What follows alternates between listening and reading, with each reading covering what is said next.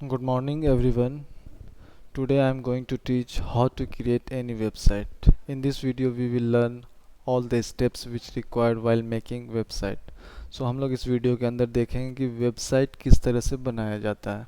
तो आप लोग गौर से देखिए कि मैं किस स्टेप से कर रहा हूँ, क्या क्या कर रहा हूँ। तो सबसे पहले आप नोटपैड को ओपन कीजिए, क्योंकि हम लोग तरीका बहुत सारा है बनाने का वेबसाइट, लेकिन हम लोग सिंपल वाला जो सब लोग इस्तेमाल कर सकते हैं, और नोटपैड सबको जानकारी भी रहता है कि कैसे इस्तेमाल करने का है।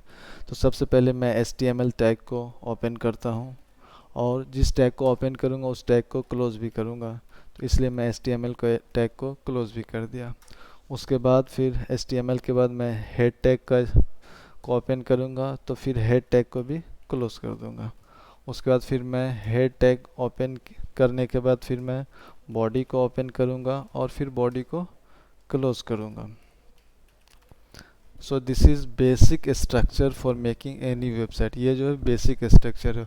उसका दूसरा स्टेप क्या है कि मैं इसको सेव ऑप्शन पे जाऊँगा। अब सेव जो किसी एक फाइल में कीजिएगा, ताकि आपको बाकी का अगर कोई भी चीज़ सेव करते हैं, जैसे कि pictures, link, any other thing like any videos, audios, then you should save at that place only, so that it can retrieve in a proper way. So I want to save in important file, or no, I wanna save in YouTube file. So I'm just giving the name. मैं नाम देता हूँ इसका, जैसे कि ये मेरा पहला वेबसाइट है, इसीलिए इसके वेब लिख दिया। आपका मन जो है वो लिखिए, लेकिन एक बात ध्यान में रखिएगा कि डॉट जो है HTML से ही वो इंड होना चाहिए। मतलब कि .html एक एक्सटेंशन है और उसी से ही इंड होना चाहिए। फिर आप सेव ऑप्शन पे जाइए और सेव कर लीजिए।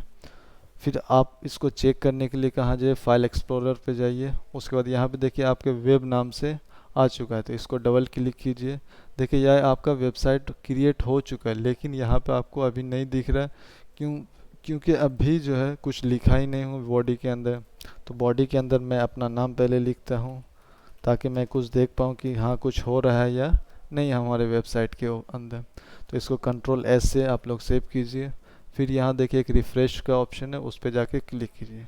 तो आप देख सकते हैं कि यहाँ पर आ चुका है। उसी तरह से मैं दूसरा टैग का इस्तेमाल करूँगा। जैसे P टैग एक होता है जो जो पैराग्राफ लेने के लिए लिया जाता है। इसमें मैं कुछ लिखता हूँ, this is my first website, okay, and then we have to close also. No.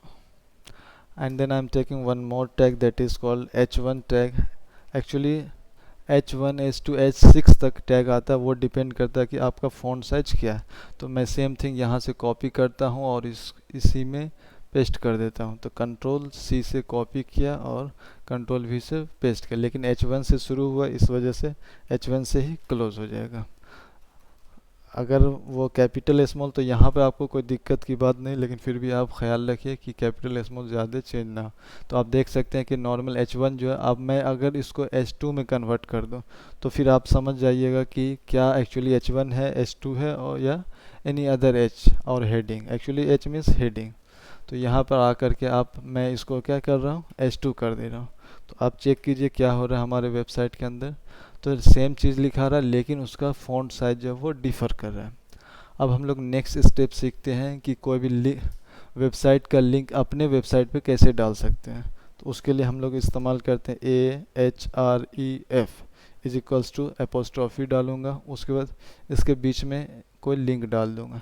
तो मैं गूगल पे जाता हूँ और वहाँ से कोई एक लिंक डालूंगा, जैसे कि मैं डाल देता हूँ इंडिया विकिपीडिया के नाम का कोई एक वेबसाइट खोलता हूँ, और वहाँ पर जो लिंक होगा उस लिंक को मैं कॉपी करूँगा और अपने वेबसाइट पर पेस्ट कर दूँगा।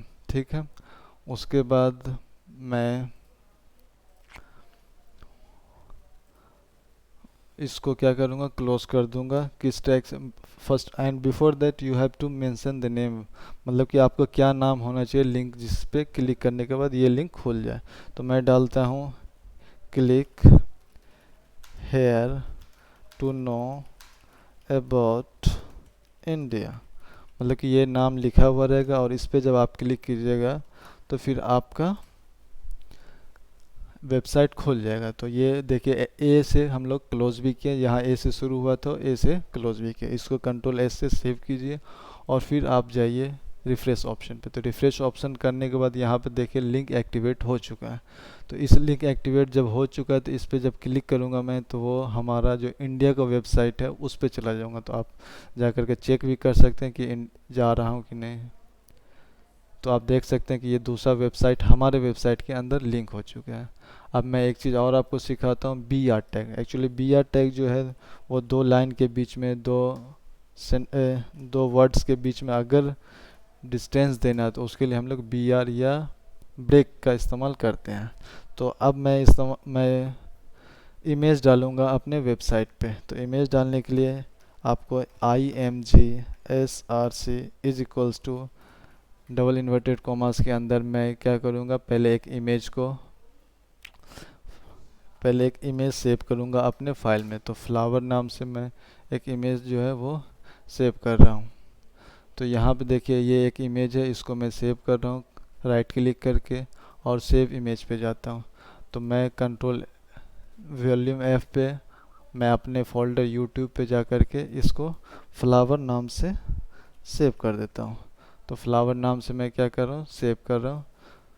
उसके बाद आप कहाँ जाइए, नोटपैड पे जाइए और यहाँ पर क्या कीजिए कि फ्लावर नाम से ही सेव करना है, लेकिन फ्लावर नाम के बाद आप JPG एक्सटेंशन का इस्तेमाल कीजिए। उसके बाद फिर क्या कीजिए, इसको सेव कर दीजिए।